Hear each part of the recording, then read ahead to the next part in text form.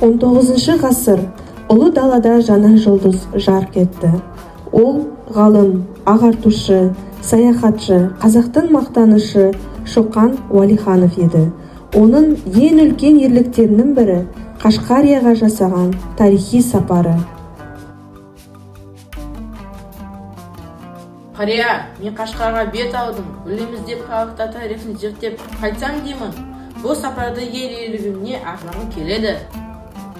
Балам, бұл жалғыз сенің ғана емес, бүкіл қазақтың үміті. Қашқария даналықтың мекені, жолың ашық болсын. Жеміс жидектер, көкөністер, Қашқарияға қош келіңіздер.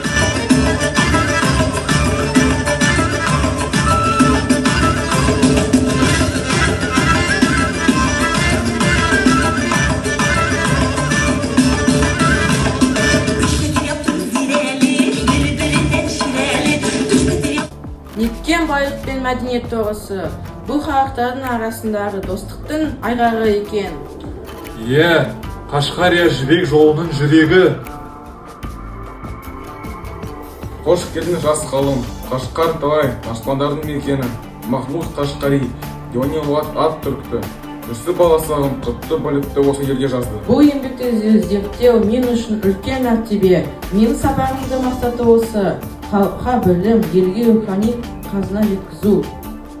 Менің көргенім байлықтан қымбат. Бұл халықтың мәдениеті, ғылымы, өнері.